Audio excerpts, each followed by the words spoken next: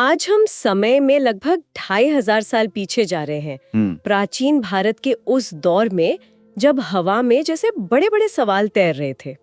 जीवन क्या है, दुख क्यों है, मृत्यु के बाद क्या होता है। बिल्कुल।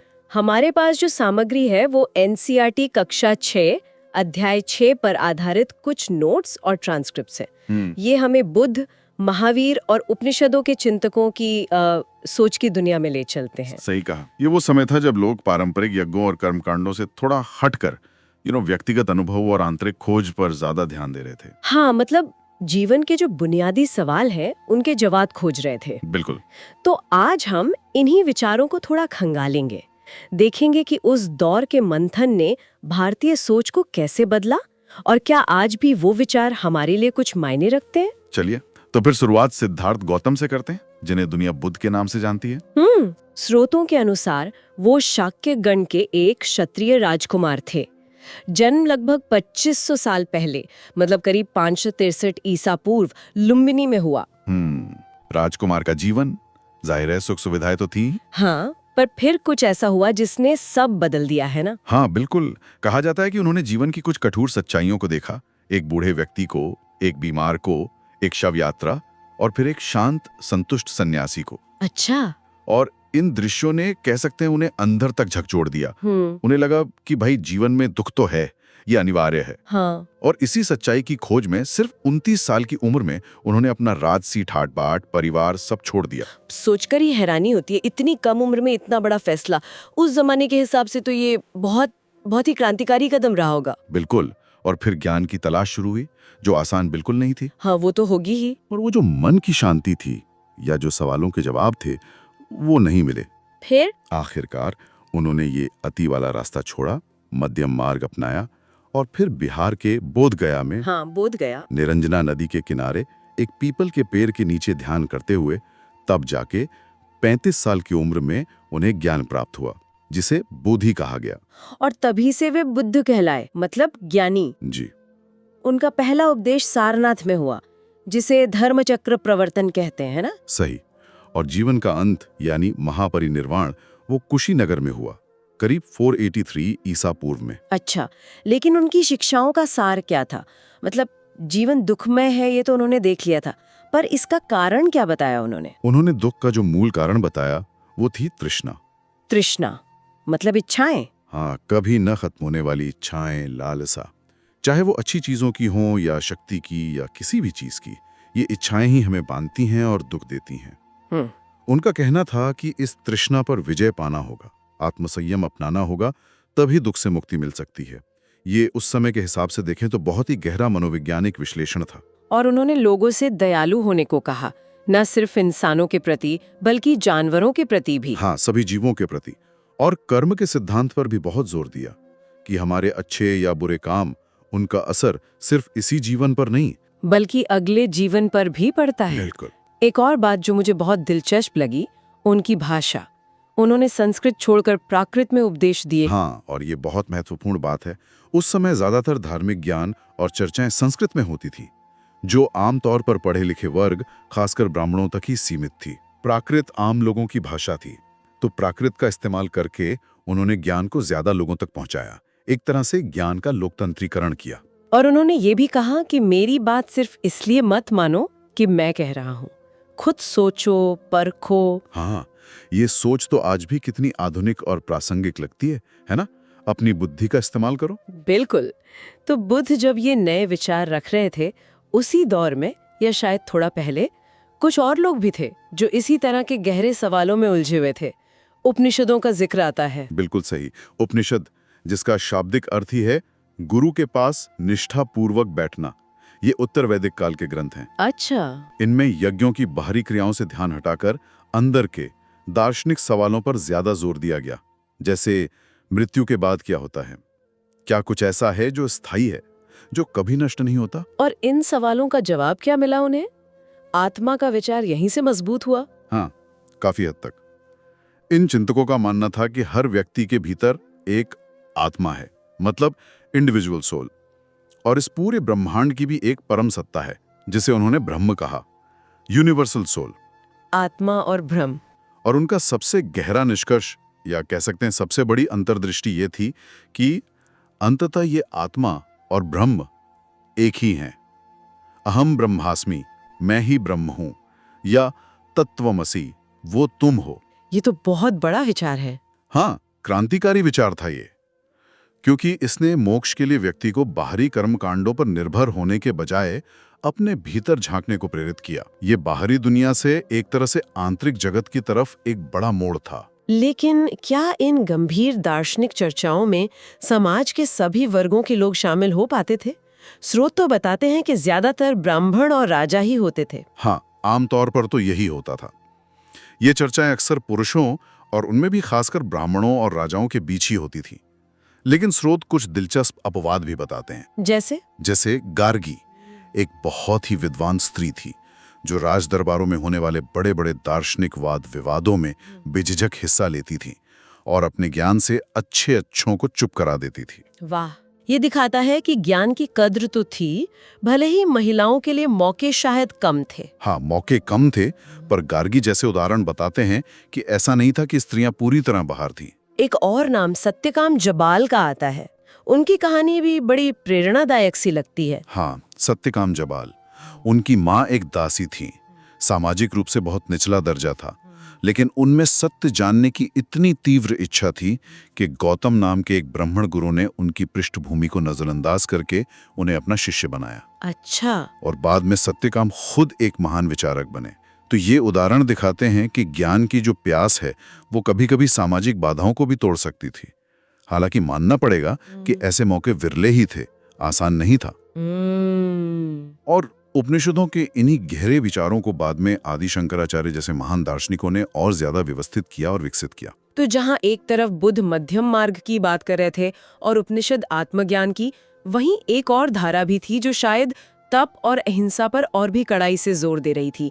मैं वर्धमान महावीर और जैन परंपरा की बात कर रही हूँ। आपने बिल्कुल सही पकड़ा। वर्धमान महावीर जैन धर्म के 24वें और अंतिम तीर्थंकर माने जाते हैं। पहले ऋषभदेव थे। हाँ। और महावीर भी बुद्ध के समकालीन ही थे। उनका जन्म भी लगभग 2500 वर्ष पहले, यानी करीब 540 ईस्वी में वैशाली के पास कुंडग्राम में हुआ था।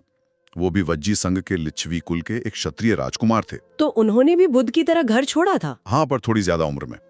30 वर्ष की आयु में उन्होंने सत्य की खोज में घर त्यागा और फिर 12 वर्षों तक उन्होंने बेहद कठिन एकाकी जीवन बिताया, कठोर तपस्या की, जिसके बाद उन्हें कैवल्य यानी परम ज्ञान प्राप्त हुआ। जैन धर्म की सबसे मुख्य शिक्षा या पहचान क्या मानी जाती है? निस्संदेह अहिंसा। अहिंसा, किसी भी जीवित प्राणी को मन से, वचन से या कर्म से किसी भी तरह से कष्ट न पहुंचाना, उनकी हत्या न करना, ये जैन धर्म का मूल सिद्धांत है, उसका केंद्र बिंदु है। महावीर का कहना था, सभी जीव जीना चाहते हैं, सभी के लिए जीवन प्रिय है। यह सिर्फ शारीरिक हिंसा न करने तक ही सीमित नहीं है, बल्कि अपनी वाणी और विचारों में भी अहिंसा का पालन करने पर जोर है। और जैन शब्द का मतलब भी तो इसी से जुड़ा है शायद। हाँ बिल्कुल, जैन शब्द संस्कृत के जिन शब्द से निकला है, जिसका मतलब है विजेता। विजेता। हाँ, विजेता यानी वो जिसने अपनी इच्छाओं और इंद्रियों पर विजय प्राप्त कर ली हो। तो महावीर और उनके अनुयायी जैन कहलाए। उन्होंने भी सत्य जानने के लिए घर छोड़ना और इंद्रियों पर पूरा संयम रखना जरूरी माना। लेकिन इन अनुयायियों, खासकर जो भिक्षु भिक्षुणी बनते थे, उनके लिए नियम तो काफी कठोर थे, जैसा स्रोत बताते हैं। ओह, बेहद कठोर। भिक्षा मांगकर बिल्कुल सादा जीवन जीना, पूरी तरह ईमानदार रहना, जिसे अस्तेय कहते हैं, मतलब चोरी न करना, ब्रह्मचर्य का कड़ाई से पालन करना और जरूरत से ज्यादा चीजें इकट्ठा न करना, अपरिग्रह। पुरुषों के लिए तो वस्त्रों सहित सब कुछ त्याग देने का विधान था, जो हमें दिगंबर संप्रदाय की याद दिलाता है।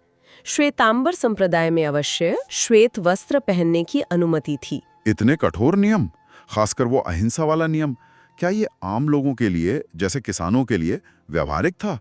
उन्हें तो शायद अपनी फसल बचाने के लिए कीड़े मकोड़े मारने पड़ सकते हैं। ये एक बहुत महत्वपूर्ण बिंदु है। बिल्कुल सही कहा आपने। इन कड़े नियमों के कारण खासकर खेती बाड़ी में अनजाने में भी जो हिंसा हो जाती है, उसके कारण किसानों के लिए जैन धर्म के भिक्षु वाले नियमों का पूरी तरह पालन करना बहुत मुश्किल था। अच्छा। इसीलिए स्रोत बताते हैं कि व्यापारियों ने जैन धर्म को ज्यादा अपनाया। उनके व्यापार में शायद इस तरह की प्रत्यक्ष हिंसा कम होती थी। उन्होंने जैन धर्म के प्रसार में काफी मदद भी की, लेकिन आम गृहस्थ जो ये कठोर नियम नहीं मान सकते थे, हाँ, वो भी जुड़ते थे। जो लोग गृहस्थ जीवन में रहते थे और इन नियमों का पूरी तरह पालन नहीं कर पाते थे, वे भी भिक्षु भिक्षुणियों को भोजन, आश्रय और दूसरी जरूरी चीजें देकर समर्थन करते थे। एक तरह से समुदाय का हिस्सा बनते थे। और महावीर ने भी अपनी शिक्षा प्राकृत में ही दी थी, बुद्ध की तरह। हाँ, उन्होंने भी आम लोगों की भाषा प्राकृत का ही इस्तेमाल किया ताकि उनके विचार ज्यादा से ज्यादा लोगों तक पहुंच सकें। ये भी एक बड़ी समानता है दोनों में। और उनकी शिक्षाएं भी सदियों तक मौखिक रूप में ही चलती रहीं। बाद में जाकर लगभग 1500 साल पहले गुजरात में वल्लभी नाम की जगह पर उन्हें लिखित रूप दिया गया। अच्छा, गुजरात में? हाँ, और जैन धर्म सिर्फ उत्तर भारत तक सीमित नहीं रहा। ये गुजरात, तमिलनाडु, कर्नाटक तक फैला। और जैन दर्शन के त्रिरत्न भी बहुत महत्वपूर्ण हैं। सम्यक दर्शन यानी सही विश्वास, सम्यक ज्ञान यानी सही ज्ञान, और सम्यक आचरण यानी सही व्यवहार। ये मुक्ति के मार्ग के 3 स्तंभ माने जाते हैं। तो बुद्ध और महावीर दोनों ने ही ज्ञान प्राप्ति के लिए घर छोड़ने पर जोर दिया। ऐसे लोगों के रहने और साधना करने के लिए फिर क्या कोई व्यवस्था बनी? संघ का जिक्र आता है। बिल्कुल, संघ। ये ऐसे लोगों का एक संगठन था, एक समुदाय था, जिन्होंने ज्ञान की खोज में अपना घर-बार त्याग दिया था। ये एक ऐसी जगह थी जहां ये लोग, स्त्री और पुरुष दोनों, हालांकि उनके रहने की अलग-अलग व्यवस्थाएं थीं, एक साथ रहकर ध्यान करते थे, शिक्षा ग्रहण करते थे और बिल्कुल सादा जीवन बिताते थे। ये उस समय के हिसाब से एक नई सामाजिक संरचना उभर रही थी। और बौद्ध संघ के नियम वगैरह कहाँ मिलते हैं? और क्या कोई भी इसमें शामिल हो सकता था? बौद्ध भिक्षुओं के जो नियम थे वो विनय पिटक नाम के ग्रंथ में मिलते हैं। विनय पिटक? हाँ, और वहां हमें पता चलता है कि सिद्धांत रूप में तो संघ में सभी वर्णों और सामाजिक पृष्ठभूमियों के लोग आ सकते थे। हाँ। ब्राह्मण, क्षत्रिय, वैश्य, शूद्र, यहाँ तक कि नाई, गणिकाएं, दास, सबके लिए दरवाजे खुले थे। ये सामाजिक समानता की दिशा में एक बहुत बड़ा कदम था उस जमाने के लिए। लेकिन कुछ शर्तें भी थी शायद। हाँ, एक लेकिन था।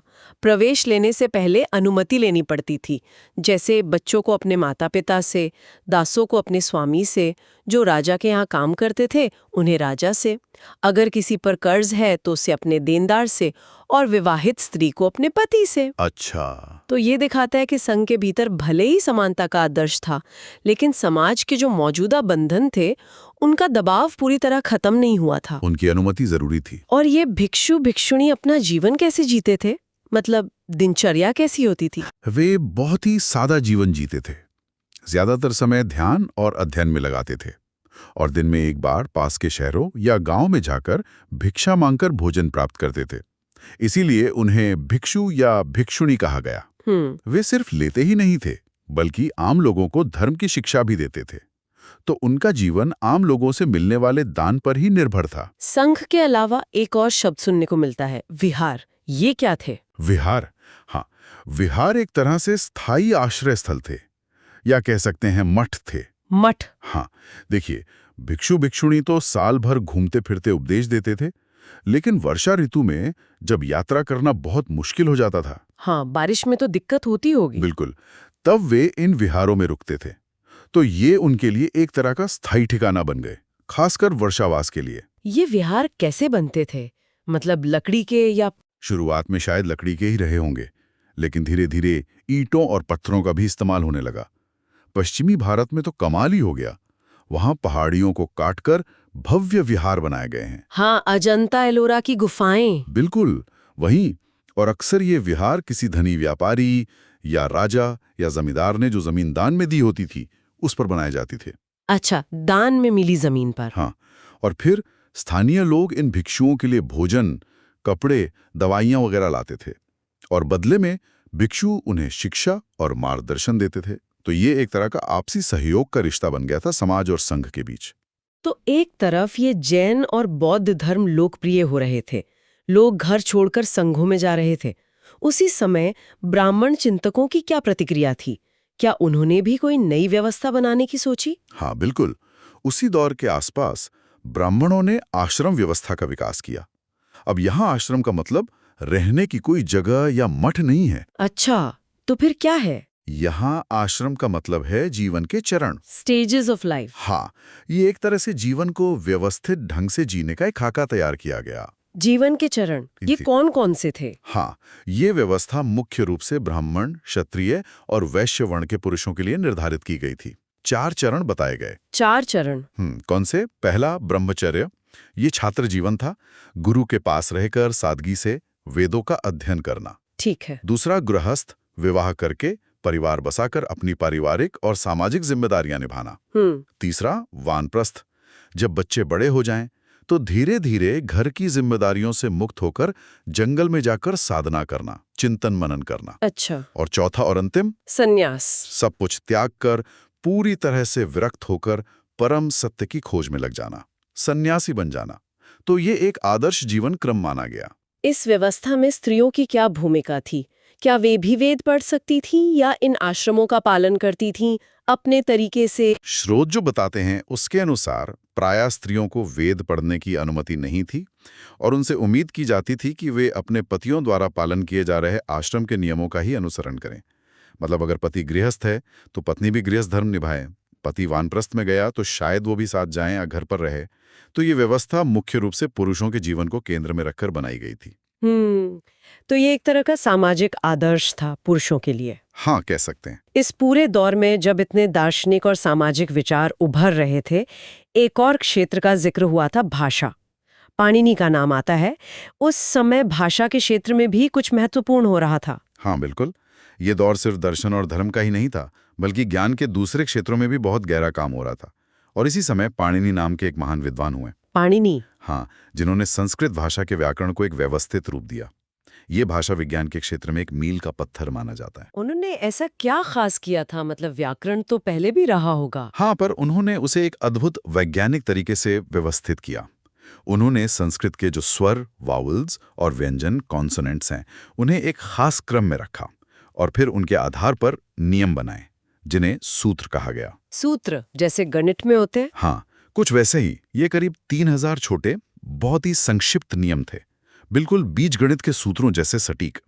और इनकी मदद से उन्होंने संस्कृत भाषा के प्रयोग के लगभग सभी नियमों को अपनी प्रसिद्ध किताब अष्टाध्यायी में समेट दिया। अष्टाध्यायी? जी, ये आज भी संस्कृत व्याकरण का आधार ग्रंथ माना जाता है। ये दिखाता है कि उस युग में सोच कितनी व्यवस्थित, कितनी वैज्ञानिक और कितनी सूक्ष्म थी, सिर्फ दर्शन ही नहीं, भाषा जैसे क्षेत्र में भी। तो हमने देखा कि कैसे आज से लगभग 2500 साल पहले का भारत एक तरह की वैचारिक प्रयोगशाला जैसा बन गया था। हाँ, बिल्कुल। बुद्ध ने दुख से मुक्ति के लिए इच्छाओं पर काबू पाने का मध्यम मार्ग सुझाया।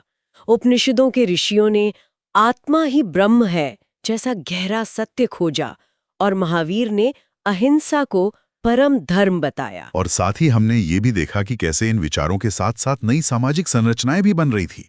ज्ञान की खोज में निकले लोगों के लिए संघ और विहार बने और समाज को या कहें जीवन को व्यवस्थित करने के लिए आश्रम व्यवस्था का विचार आया। और कैसे पाणिनि ने भाषा को नियमों में बांधकर उसे एक तरह का स्थायित्व दिया। बिल्कुल। ये सब दिखाता है कि वो दौर बौद्धिक रूप से कितना उर्वर था, कितने नए विचार, कितनी नई दिशाएं खुल रही थी। और ये सारे विचार, दुख, इच्छा, अहिंसा, आत्मा, कर्म, जीवन के चरण, ये कहीं ना कहीं आज भी हमारे मन में गूंजते हैं, है ना? हाँ, बिल्कुल। हमें सोचने पर मजबूर करते हैं कि जीने का सही तरीका क्या है, जीवन का आखिर अर्थ क्या है। सही कहा। ये सिर्फ इतिहास की बातें नहीं है, ये मानव अस्तित्व के वो बुनियादी सवाल हैं जिनसे हर पीढ़ी, हर इंसान कभी ना कभी जूझता है। और शायद इन प्राचीन दर्शनों में आज की जो भागदौड़ है, जो उलझने हैं, उनको समझने और सुलझाने की भी कुछ गहरी दृष्टियां मिल सकती हैं। इसी सोच के साथ आज की इस चर्चा को यहीं विराम देते हैं, पर एक सवाल हम अपने श्रोताओं के लिए जरूर छोड़ जाते हैं। जी। आज की जो हमारी भागदौड़ भरी तनावपूर्ण जिंदगी है, उसमें क्या इन प्राचीन चिंतकों के जो विचार थे, दुख के कारणों पर, इच्छाओं पर नियंत्रण पाने पर, सत्य